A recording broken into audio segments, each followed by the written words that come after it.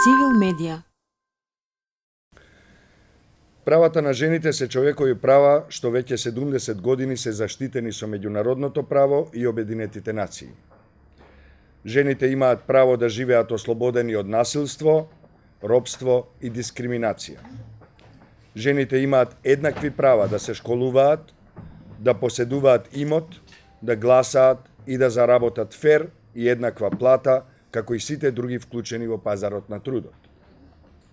За жал, насекаде во светот, па и во Република Северна Македонија, жените и девојките се соочуваат со негирање на нивните права, дискриминација и насилство, едноставно поради нивната родова припадност. По повод Меѓународниот ден на правата на жените, 8 март, Цивил уште еднаш го крева гласот во поддршка на сите жени во светот и бара да се стави крај на дискриминацијата и насилството против жените. Цивил бара од институциите да престанат со декларативните заложби и доследно да ги спроведат сите закони за заштита на правата на човековите права и слободи и за заштита од дискриминација по родова основа. Институциите на државата и на локалната самоуправа, како и општеството од целост, мора да работат на еманципација и почитување на правата на жените. Политиките и практиките мораат да се подобрат веднаш, без одложување, веќе до крајот на денешниот ден.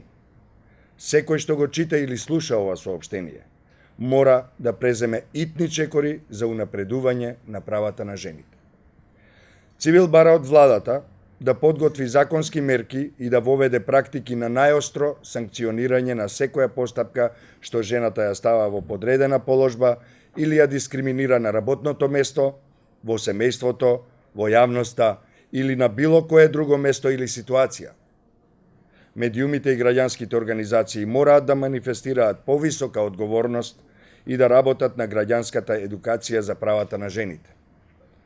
Цивил предлага 8 март да се прогласи за неработен ден на сите жени во земјата. Правичната застапеност на жената од 50% во институциите и во структурите за донесување на одлуките се подразбира и мора да се спроведе веднаш. И сакал само неколку поенти да направам, мислам дека е повеќе од јасно дека во целост стојам зад соопштението како другар, соборец и колега на моите другарки и другари во Цивил, но тоа што најмногу ме тишти по повод 8 март оваа година е следново. Излеговме од еден режим кој долго време во рамките на своите политики и практики вгради еден однос кон жената како кон репродуктивно средство. Средство за репродукција. Ако го погледнете дури и физички изгледот на големите, многу очигледни остатоци од режимот, а тоа е Скопје 2014, ќе забележите многу мажишта, со многу мустаки големи и бради, со многу сабји, пушки, пиштоли и така натаму качени на коњи. И многу малку ќе видите присуство на жената. А кога ќе го видите тоа присуство на жената, ќе видите дека тоа е мајката на Александар Велики во различни пози како мајка, која, нели, ако го погледнеме споменикот кој е недалеку од оваа локација, се наоѓа под постаментот на кој се наоѓа татко му на Александар Велики, Филип, или како беше, Филип II. Значи, една ситуација во која, знаете, многу очигледно, нескриено се манифестираше, се промовираше политиката, ставот, односот на таа власт, на таа и таквата власт кон жената. Многу различни димензии може да се споменат тука, особено во доменот на работничките права на жената, како што беше веќе споменато, почна пред 110 години токму кај текстилните работнички во денешно време во Република Северна Македонија се дискриминирани, слабо платени, физички малтретирани во одредени случаи и се едно олицетворение на тоа во каква позиција се наоѓа жената денес во нашата земја. И тоа зборувам денес. Значи не е само во режимот, туку денес. 2 години по падот на режимот на Груевски и фамилијата, ние се уште забележуваме дека имаме сериозни проблеми во почитувањето на човековите права и слободи, во почитувањето на работничките права и особено во доменот на почитувањето на правата на жената. И тоа сметам дека е неприфатливо. Исто како што е неприфатливо жената да биде во толку мала мерка представена во структурите во кои се донесуваат одлуки, во кои се спроведуваат политики и практики. Ние имаме влада од 25 министерски места, имаме се насе 5, 6, 4. Так, 4 се согласувам, 4 министерски места кои припаѓаат на жените. Имаме 81 градоначалник, ќе кажам. Зошто? Заради тоа што е максимално доминантна бројката на мажи градоначалници, наспроти само 6 градоначалнички во земјата, од 81. Тоа е алармантно. Да не зборуваме за тоа дека во јавните предпријатија, во институциите, во државните институции, во локалните институции, во надзорните одбори, присуството во проценти на мажи е огромно. Речиси, невидливо е учеството на жените во раководни функции и во другите сегменти на системот. И како можете вие тогаш да очекувате дека некој кој така ја формулира и ја формира моќта во државата да биде засегнат од правата на жените? Не можете тоа да го очекувате. А инаку, за едни два убави успеси ќе зборувам, ќе споменам тука, само да го направам контрастот уште посилен, а не за да најдам позитивна точка. А тоа е само да ви споменам две кратенки. Едната е СЈО, а другата е ДКСК. Па тоа, нели, новоизбраното ДКСК. Тоа се две институции во кои гледаме дека жената е напред и дека имаат и моќ, и знаење, и успех, и решителност. И од искуството на Цивил, јас како раководител во оваа организација, можам да ви кажам дека пригодно, нели, во поглед на изборниот процес кој ни предстои, во нашата наблюдувачка структура, во мнозинство, и тоа често пати и не само благо мнозинство, туку баш во убаво големо мнозинство, над 60%, се всушност жени.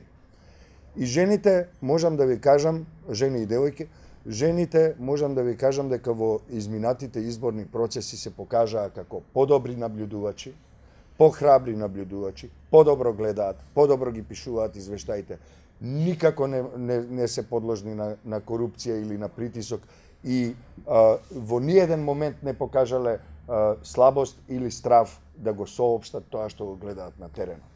Сметам, врз основа на моето и животно искуство, дека жените се подобри од нас, мажите.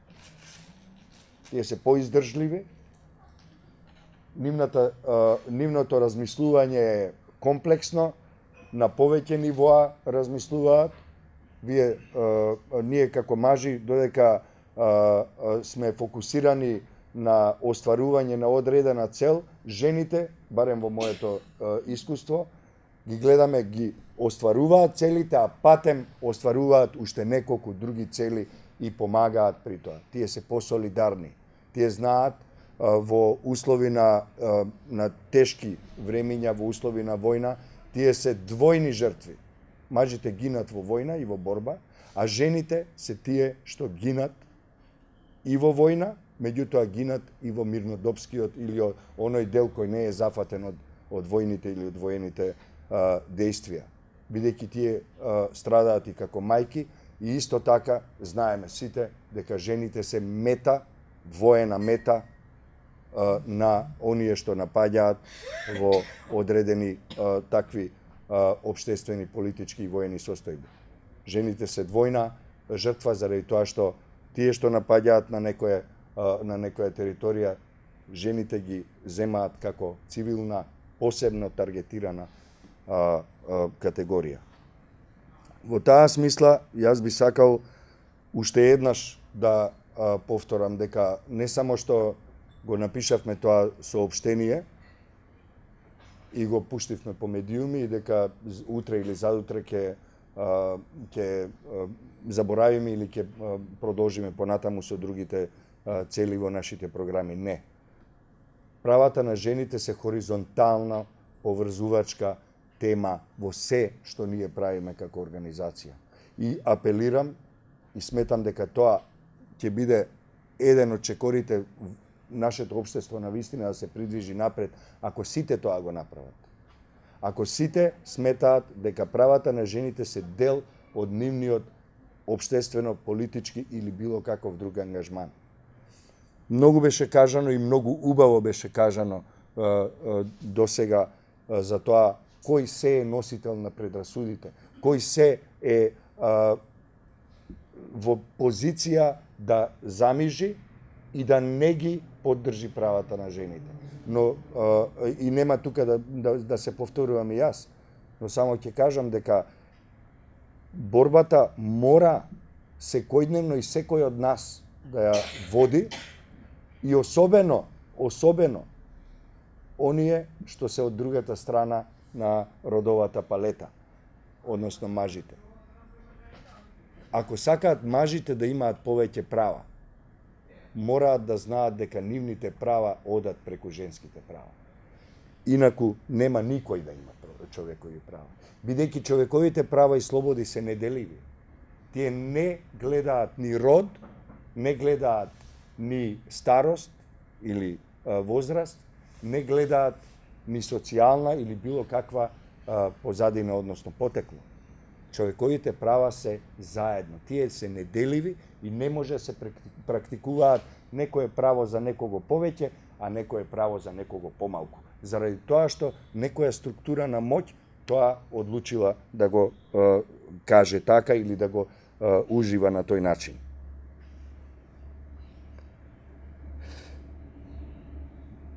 За крај би сакал еден виц да ви кажам, за да не биде цело време толку емотивно импрегниран. Поточно ќе ве прашам, зошто владее уверувањето дека жените се лоши возачи? Одговорот е затоа што претежно мажи се инструктори.